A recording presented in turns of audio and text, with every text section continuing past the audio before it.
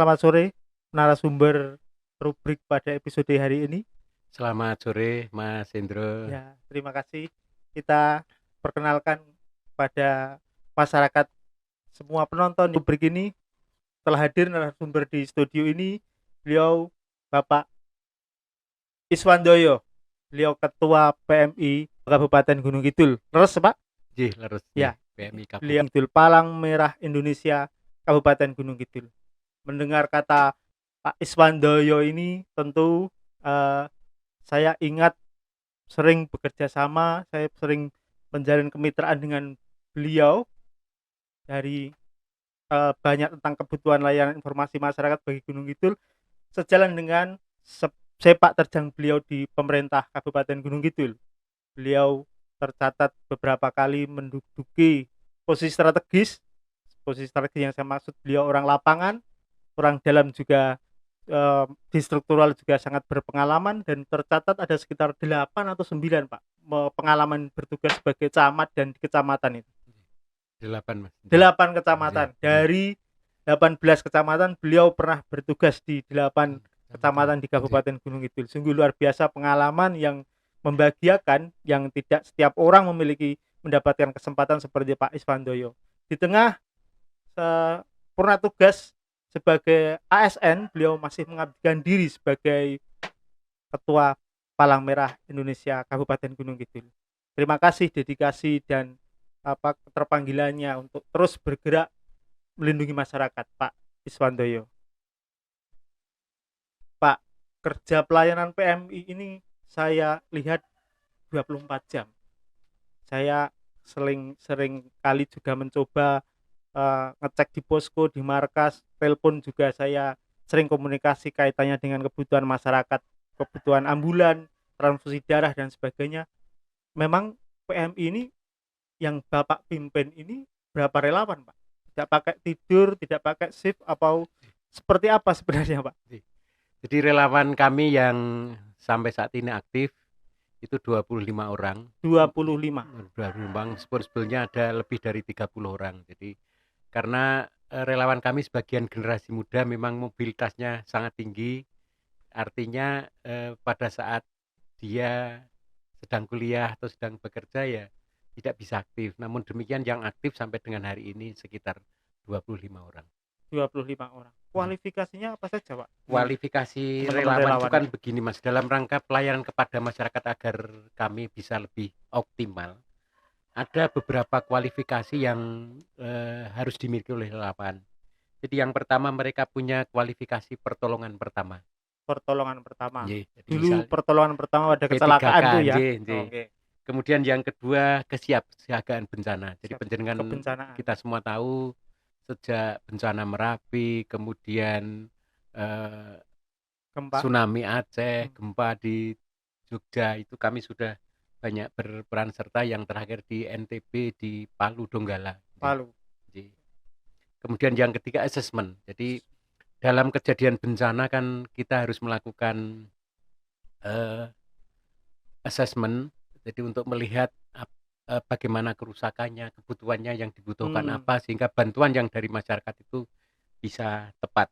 Kemudian yang berikutnya juga mereka punya kemampuan manajemen logistik.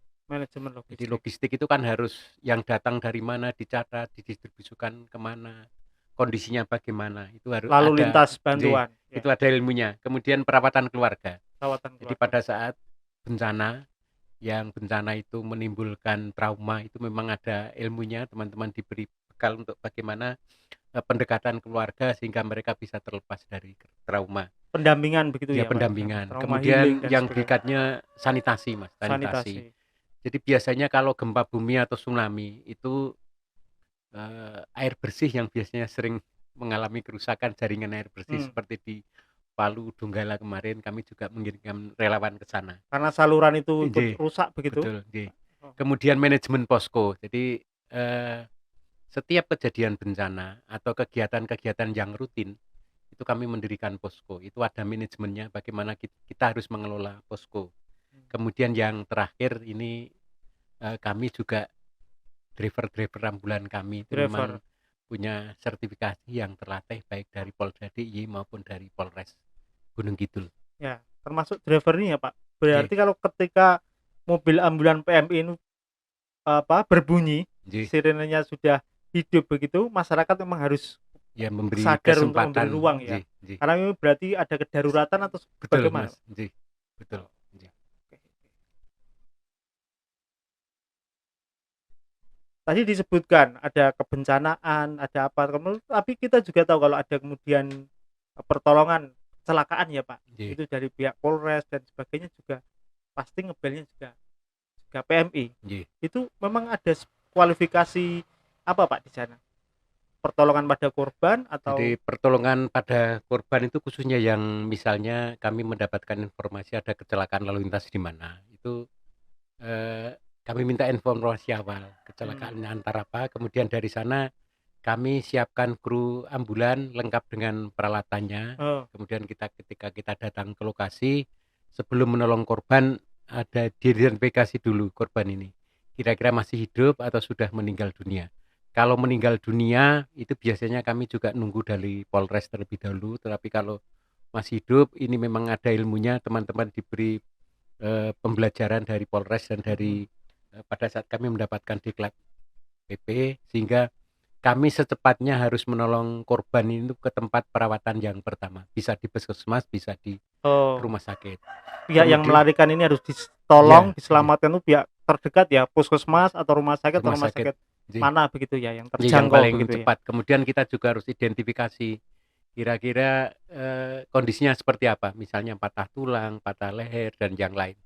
Itu sendiri-sendiri, Mas. Alat yang digunakan pun juga berbeda-beda. Kalau dia harus diberikan bantuan pernafasan, oksigen dan yang lain. Jadi ambulan kami alhamdulillah semuanya standar, baik untuk sumber daya manusia maupun sarana prasarananya. Karena ada pertemuan rutin setiap tahun itu, kami dari PMI se-DIY dikumpulkan, kemudian ambulannya dicek, kemampuannya dicek, sehingga ada ada semacam review terus, evaluasi. evaluasi. Okay. Biasanya kalau ada kecelakaan itu duluan mana, Pak, yang datang ke lokasi? Pihak petugas PMI atau petugas Polri? Tidak mesti, Mas. Tidak mesti kejadiannya. Ya. Tinggal laporan masyarakat itu kemana dulu. Jadi biasanya kalau yang lapor ke Polri dulu, kemudian Polri nge-back kami ada kejadian di sana. Tetapi kesadaran masyarakat ketika menemui kecelakaan lalu lintas, kesadaran untuk menghubungi PMI itu sudah cukup tinggi, karena nomor PMI sudah cukup familiar, dikenal di masyarakat. Bahkan driver-driver kami juga biasanya punya cukup banyak jaringan. Cukup banyak jaringan. Boleh, Pak, disebutkan nomor yang untuk kedaruratan seperti nomor itu? Kedaruratan ini 0274 391 118. 118 itu bebas pulsa. 118 ya. Bebas penting pulsa. Sekali ini pemirsa, supaya kalau pemirsa di perjalanan kemudian menemui kecelakaan lalu lintas, peristiwa-peristiwa yang butuh pertolongan secepatnya, PM ini on call 24 jam ya. Siap, 24 jam, Mas. Oke, Pak Iswandoyo, boleh disambi, Pak, minumnya. Teman-teman tadi membuatkan minuman jahe khas kita. Kalau menghadirkan narasumber, kita sambil minum jahe, minuman rempah-rempah.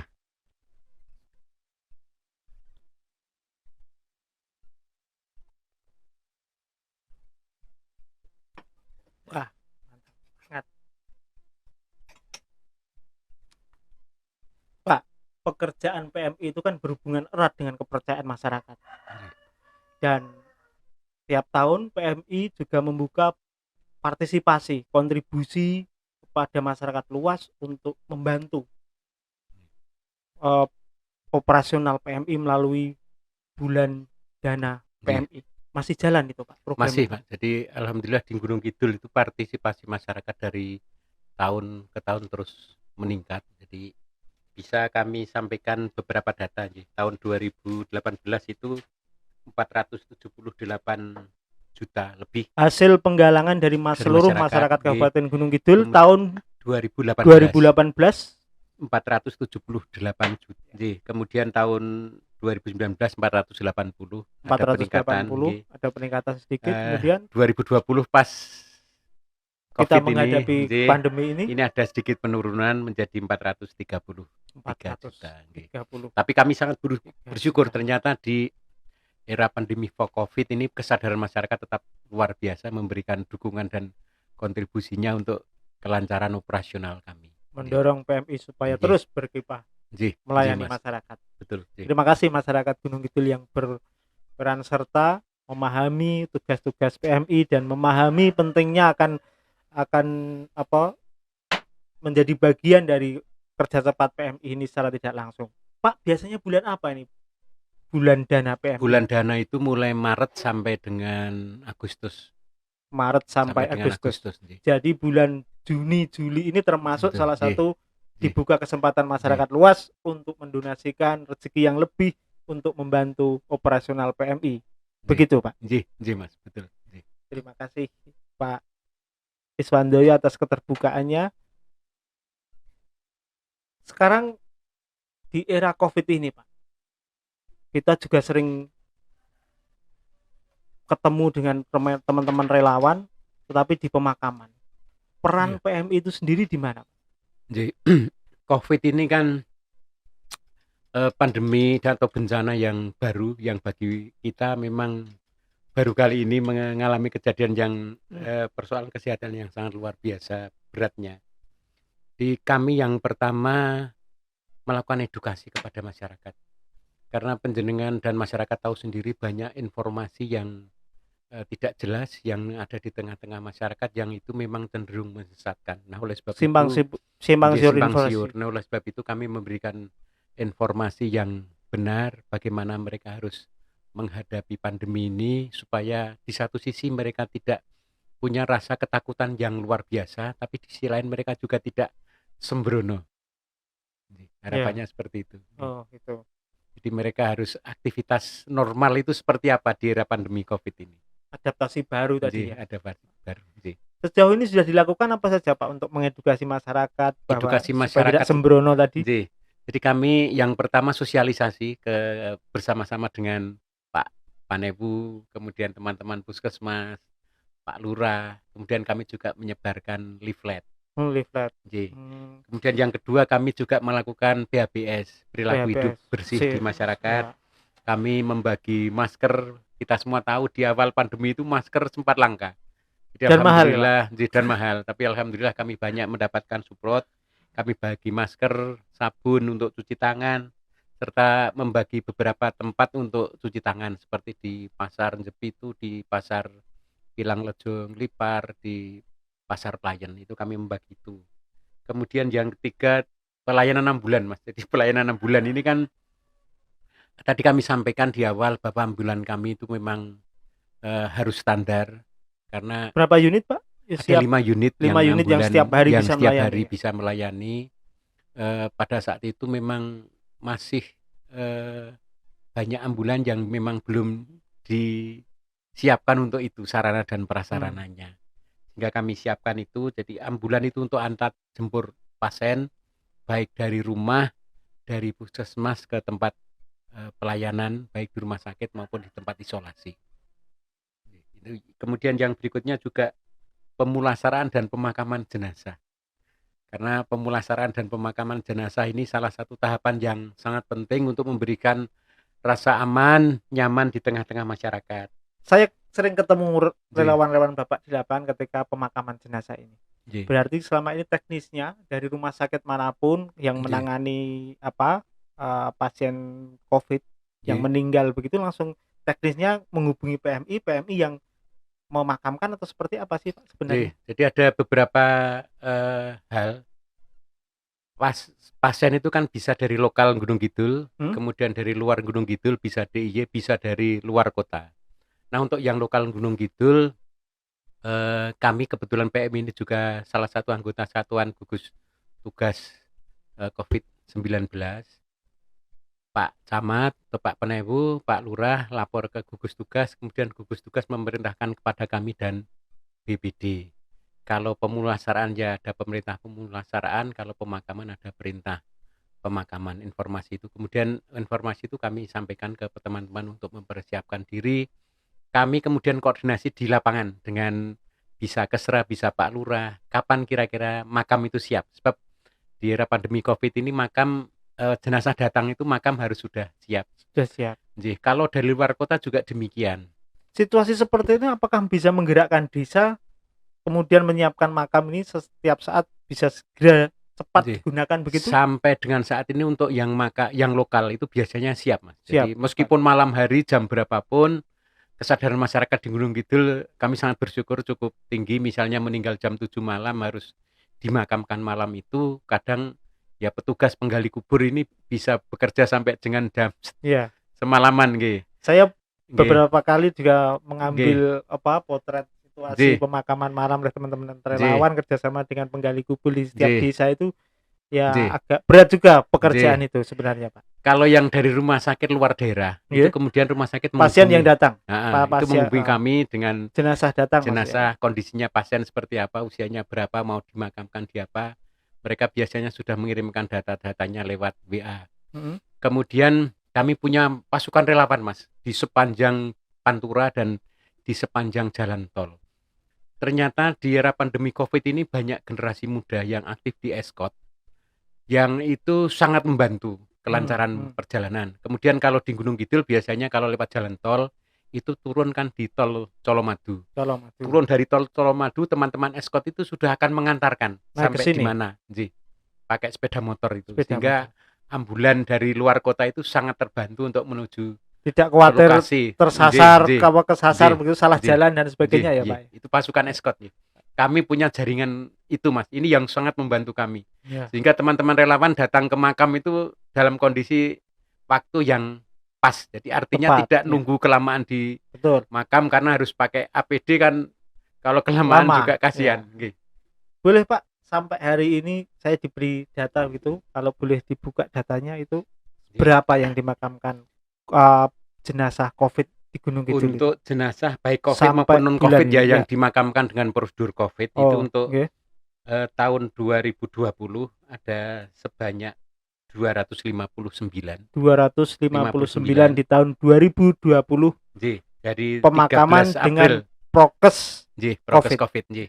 Kami mulai 13 April. 13 April, kemudian sampai 31 Desember itu 259. Kemudian tahun 2021 mulai 1 Januari sampai dengan 6 bulan ini. Sampai dengan 24 Juni kemarin itu sudah 152. Sehingga total keseluruhannya sudah 411. Yang dimakamkan dengan prosedur Covid.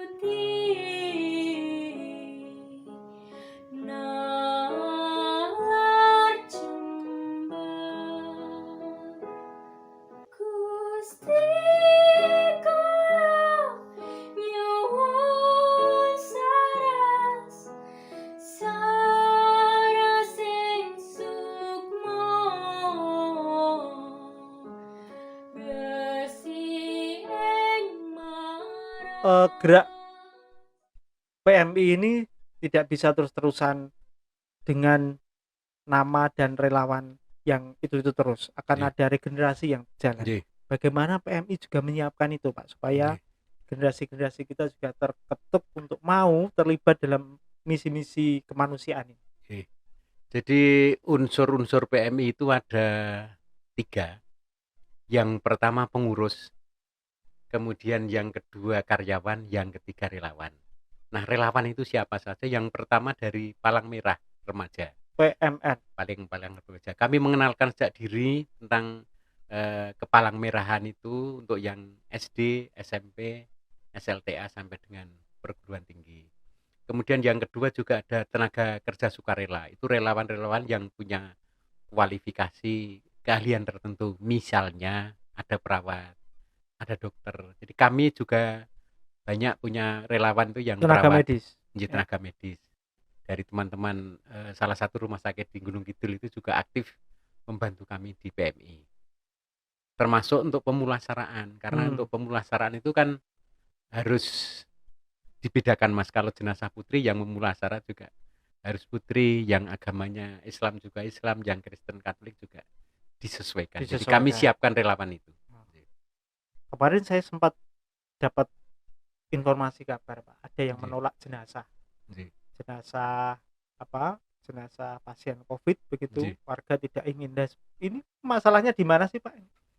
Kebetulan PMI itu tidak bertemu langsung dengan warga yang informasinya seperti itu, karena begitu kami mendapat informasi permintaan bantuan pemakaman, kami dalam perjalanan yang semula diarahkan pada salah satu desa di Sidoarjo, kalau tidak salah Sidoarjo Ponjong, kemudian oleh petugas atau oleh keluarga kami diminta langsung ke Ngeposari Semanu. Jadi kami tidak tahu kalau di lapangan ada kejadian seperti itu. Misalnya Pak itu terjadi, Bapak tahu, itu sebenarnya harusnya masyarakat bagaimana Pak? Apakah Ya, tepat menolak jenazah pasien COVID itu tepat sebenarnya? sebetulnya pasien COVID yang sudah mandikan kemudian dirukti sesuai dengan protokol kesehatan itu sudah aman, Mas. Sudah aman. Sudah aman, artinya masyarakat tidak perlu punya kekhawatiran yang berlebihan. Jadi sudah dipeti, itu kan tidak dibuka, plastiknya aja rangkap 3, jadi sudah aman lah. Plastik jenazah itu rangkap 3, tidak mungkin dibuka, sehingga virus itu tidak mungkin menular. Sudah aman. Sudah aman. Karena kami setiap 2 minggu sekali, kadang seminggu sekali itu ada pertemuan. Jadi seluruh Indonesia perkembangan kegiatan yang harus kami lakukan sesuai dengan protokol kesehatan. Dan itu berlaku seluruh PMI Indonesia, bahkan sampai dengan PMI di seluruh dunia. PMI menjadi bagian dari kerja pelayanan dan penanggulangan pandemi COVID bersama Pemkab Gunung Kidul. Betul. Jadi bagian di sana. Anggota Satgas, Mas. Anggota Satgas istilahnya. Sejauh ini bagaimana Pak peran pemerintah Kabupaten Gunung Kidul terhadap gerak PMI itu sendiri? Misalnya ada kendala operasional atau kendala kekurangan ambulan dan sebagainya. Kami sangat bersyukur respon pemerintah Kabupaten Gunung Kidul terhadap kegiatan PMI. Buktinya, jadi kami secara rutin mendapatkan dukungan hibah untuk mendukung kegiatan-kegiatan kami, khususnya pelayanan darah. Untuk pelayanan darah, Mas. Jadi pelayanan darah. Laboratorium kami itu kan harus selalu kami update, karena darah ini bagian dari obat yang harus diproduksi dengan cara yang benar, dengan peralatan yang memenuhi standar. Itu kami mendapatkan hibah. Kemudian untuk berbagai kegiatan yang kami lakukan juga kami mendapatkan dukungan. Jadi misalnya kami sekarang kan, karena ini sudah cukup lama, APD kami juga makin terbatas, itu kami juga mendapatkan bantuan Pemda Kabupaten lewat BPD. Lewat BPBD. Dan penanggulangan bencana daerah. Kalau boleh tahu Pak, karena PMI juga identik dengan kebutuhan penyediaan stok darah. Biasanya kemudian di situasi kedaruratan, baik keluarga pasien maupun rumah sakit tertentu yang membutuhkan, kemudian calling ke PMI. bagaimana cara PMI menyediakan stok ini? Jadi, Bagaimana? stok darah di PMI itu memang untuk Gunung Kidul dengan luas wilayah dan kondisi ini memang kami belum sepenuhnya mampu secara mandiri menyiapkan darah. Karena kebutuhan darah kami rata-rata sebulan itu 600 sampai 700 kantong darah. Jadi setahun sekitar 7.000 sampai 8.000 kantong darah. Sementara 7.000 kantong darah per tahun per kebutuhannya. tahun. Sementara ya ketersediaan di masyarakat baru sekitar 6.500. Jadi kekurangannya kami ya harus memobilisasi relawan-relawan yang selama ini membantu kami. Jadi kami punya banyak kerjasama baik dengan lembaga pemerintah, lembaga swasta maupun kelompok-kelompok masyarakat. Ada Jadi berapa Pak kelompok pendonor yang sudah sering secara rutin begitu dengan ada PMI? sekitar 60. 60. Baik itu kelompok instansi pemerintah, swasta, lembaga maupun ormas keagamaan, begitu ya. ormas. Dan saya bersyukur sekarang ini untuk kegiatan-kegiatan misalnya hari ulang tahun kelembagaan itu biasanya ada kegiatan donor darah, Aksi sosial ulang begitu ya. tahun, bahkan bersih desa pun sudah ada kegiatan donor darah sekarang. Kami bersyukur. Jadi kesadaran itu sudah makin tinggi dan beberapa kecamatan juga sudah rutin melaksanakan donor darahnya setiap 2 bulan sekali. Baik. Pak Iswandoyo mungkin mewakili teman-teman relawan Palang Merah Indonesia Kabupaten Gunung Kidul melalui acara rubrik Ruang Ngobrol Asik ini ada yang perlu disampaikan kepada masyarakat secara langsung. Silahkan.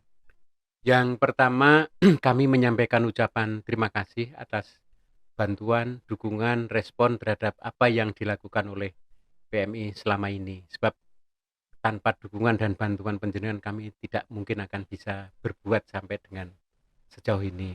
Kemudian yang kedua, khususnya di era pandemi COVID ini, monggo mari kita taati protokol kesehatan sebagaimana yang sudah dilakukan oleh pemerintah.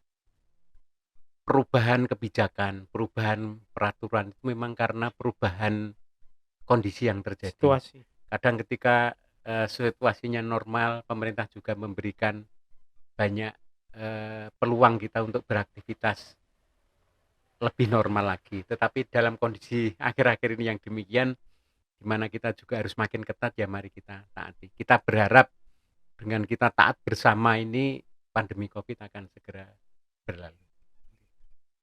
Sudah? Jadi, Pak kemudian Iswandoyo. kami juga terima kasih Mas. Jadi terima kasih peran media. Jadi kami itu kan sebetulnya hanya berharap apa yang kami lakukan itu untuk masyarakat saja. Tapi kadang juga ada hal yang harus kami sampaikan lewat media kepada masyarakat. Oleh sebab itu kepada media yang sudah banyak mempublikasikan kegiatan kami sampaikan terima kasih. Mudah-mudahan apa yang kami lakukan ini benar-benar tidak ada tujuan lain kecuali hanya ingin meringankan beban penderitaan yang lain.